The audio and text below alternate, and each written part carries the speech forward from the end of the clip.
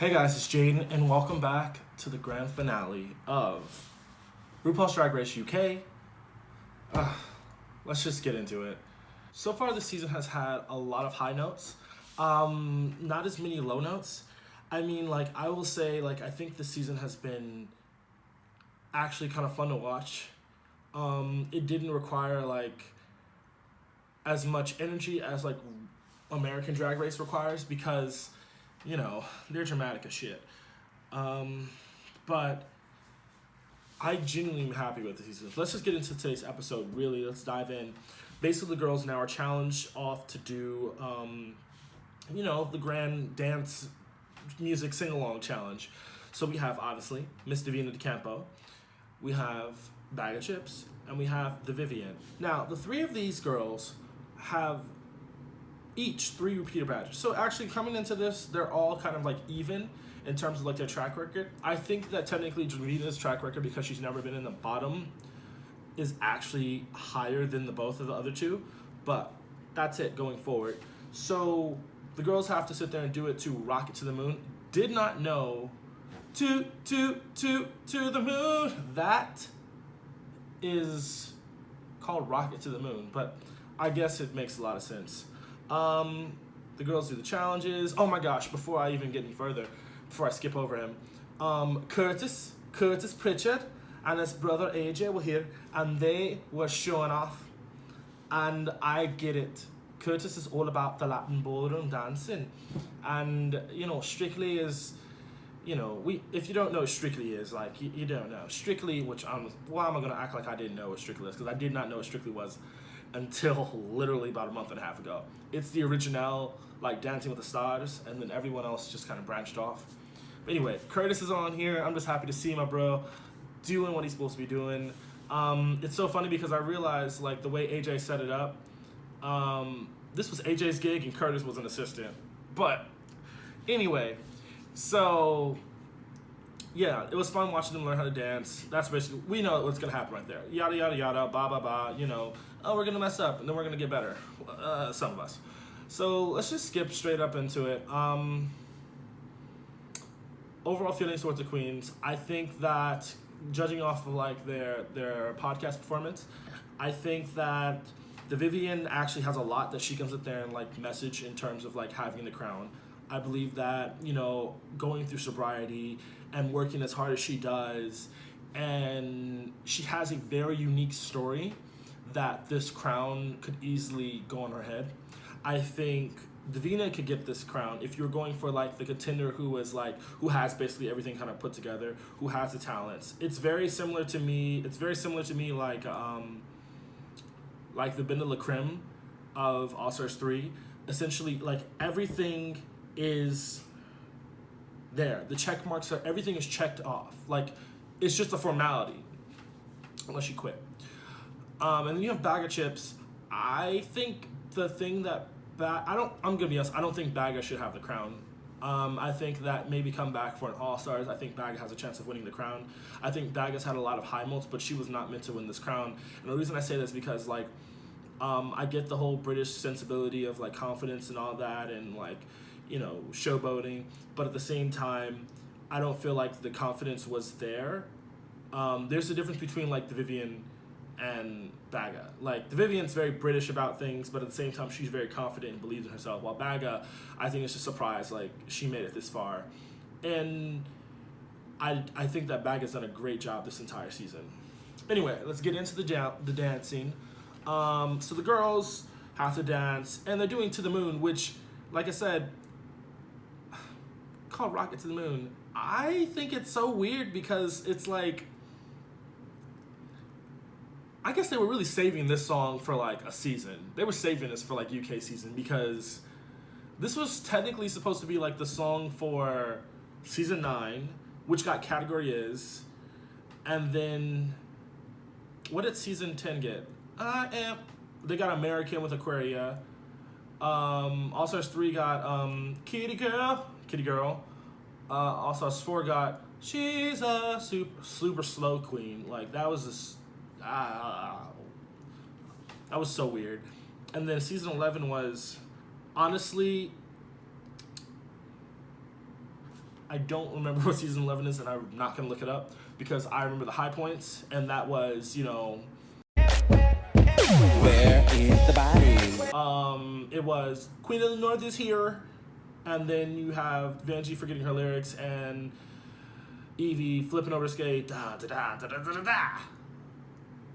Wait, was Silky in that too?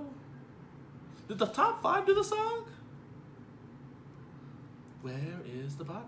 Whoa. Twirl and twirl and twirl and twirl. Yeah, I maybe I'm confusing a couple performances. Yeah, I don't really know. Anyway, their performance I think was so cute. Like, you have basically Bagga not really knowing her steps, but I think her lyrics were on point. The vocals were there. I think that was so cool of like just switching up their stylings of dancing for like their individual sections. Also, I like the fact that Bagga's wearing gold and not blue like everyone else. And then you have Davina doing her best, you know, giving her best, you know, I'm a gymnast too. Shout out to the Katya impression. I really love that. And then I really also appreciate her lyrics and her vocals. And then you have the Vivienne just coming out there just like, I don't know, she really did sell it. She sold the shit out of it. She sold the entire song. And I loved it. I loved everything they were doing. Then the girls had essentially, you know, runway. Category is Final 3, Eleganza Extravaganza. Bag of chips. So, Miss Bagga.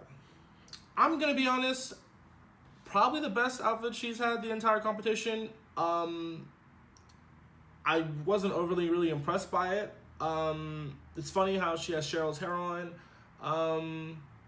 She looks very Bagga. Like, I don't know. It looks like a very elegant version of Bagga, and I don't dislike it. I just don't, like, really love it.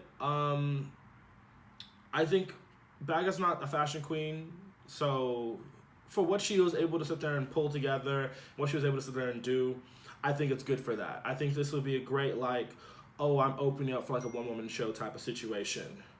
Davina DeCampo. So, Miss Davina did not come to play any games. Miss Davina really wanted to be in the final 3. She made it to finals on purpose. She was ready. She was going. I love this dress. It's a deconstructed, like, Union Jack. I love it. She's giving you very, you know, red hair. She's giving you her red hair. She's giving you just good accessories. The makeup is there. I mean, she's very poised. She's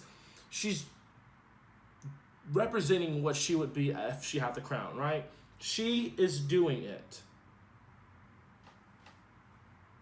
We're just gonna act like that didn't happen. She is doing it, and I'm actually really so proud to see Davina like in the finals. Like, wow, like go off. The Vivienne has been turning looks since day one, since her walk-in. Like Miss whew, I'm tongue-tied. She has been turning looks since the beginning, and no one can sit there and deny that of her. I think she's easily one of the, I would say, top 10 fashion queens of all Drag Race. That's including Thailand. That's including Switch. That's including, well, I mean, Switch wasn't really giving you fashion, but that's including, like, all American Drag Race. Like, easily top 10 fashion queens. I like this dress. It, like, the way this material just falls and the way it moves, that, I think, is playing into the factor of, like, why the Vivienne looks so good. Material matters. If you've watched Project Runway, you know this. Material does matter. You can't have something that's not flowy if you're trying to go for a flowy situation. And this thing just drops. It falls beautifully. It's sparkly. Her hair is up. Honestly, I'd say the one little issue I have is little of the cleavage area. I don't really understand what's going on when they're like, I don't know. That's a little creepy to me. But other than that, I think the Vivienne looks impeccable. Like, it's so well done, so well put together. Like, I'm so proud of her. So after let's talk about To Our Younger Selves. Let's talk about why we deserve to win. Bagga didn't talk about what she wanted to win. Davina said, let me run this resume real quick for you. I have a couple copies. I'm passing them out. Here's the PowerPoint. I want everyone to know these are my stats. Vivian said, humbleness. And I don't know. I just thought that was so funny that Davina was like, let me do this. Let's just do a quick rundown of all the girls real quick who actually came back because they brought everyone back real quick. Gothy Kendall, let's say, yay. I think she would have been a tough contender if she would just made it past that first round. I really do think that she would have been a tough contender. I do think like if an All-Stars comes around, she would be a great person for it. Scaredy Cat, first gig, you know what she did. She gagged everybody. I think Miss Scaredy Cat, if she continues to do drag, like I said before, she's going to be somebody who's fierce and reckless and crazy to sit there and no one can contend with. What would be really cool is if Scaredy's girlfriend Pussycat actually goes on Dragula and they become like a duo of a Drag Race queen and Dragula ugly. So cool. Vinegar, I'm gonna be honest, I liked face up around the shoulders. I didn't like this in between, everything in between just kind of looks a little sloppy to me. They said she didn't look hodgepodge, but I was like, they didn't see her stand up. So, Something Wong, love her. I love everything about this. I think the kimono with the bra, like oh my god, what is it called? With the bustier. I don't know. I think this is really cool. I think this just says a lot about Something Wong. Something Wong looks great, right? Crystal, Miss Crystal, giving you a crystal. You know, I love this outfit.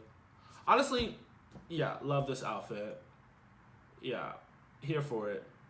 Miss Blue Hydrangea. Miss Blue said, just want to let y'all know I'm still blue. Doing what she normally does, nothing bad. And we have Miss Cheryl Hole. Yeah, literally the British Alyssa Edwards. Like, literally. Love it. I'm here for this. A little extra, but I'm here for it. She looks great. I'm surprised they did not do a Miss Congeniality for this competition, but if there had to be one, I personally think... honestly, I'm going to say it has to be Cheryl. And not just because she came in fourth, but I'll say because, like, Cheryl actually made an impact on all these girls. She played a good role when it came to storyline, even in the time that she was there. I think if we had to pick someone second, I would like to say Vinegar Strokes, but she went home too early. Like, if Vinegar Strokes made it 2 more episodes, I could say Vinegar Strokes. But Miss Cheryl Hole wins Miss Congeniality from me. What does that mean? But, you know. Yeah, I really just enjoyed this series. I think it was such a nice, like, breather from, like, American Drag Race. I think a lot of the Britishness of it, like, I loved it. I loved every aspect of it. There are some things that I didn't get in this season, but I understood them after, you know, looking them up. And I really appreciate the people who have been watching these videos, like I really do. Even though some of my videos got copywritten and stricken down and taken off and whatever. You could have just monetized my videos and taken all the money from it, but whatever. They took them off. But yeah, I just really want to say, like, thank y'all so much. And as we get to the lip sync, Wham! This is your man. I'll be honest, this is the only song I did not know the entire season. Literally the only song. I was like, oh, this is new. Did not know. Didn't get it. I got it. It seemed like a YMCA version of, like, but Wham. Very play on that, but Wham. It was really cool. Like a macho man. Anyway. It was pretty cool. I enjoyed it. I thought that lip sync was actually great. You could kind of tell that, you know, they went back and forth on who was winning and who wasn't. But if you don't know by now, Vivian is the winner of Drag Race UK Series 1. And I'm gonna be honest, I think she kind of deserves it. She deserves it, period.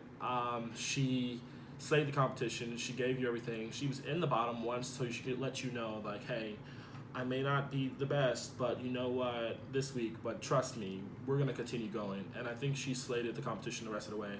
I think Davina was also a good runner-up. I think Miss Davina or the Vivian would have been great people to hold this crown. I'm happy for both of them.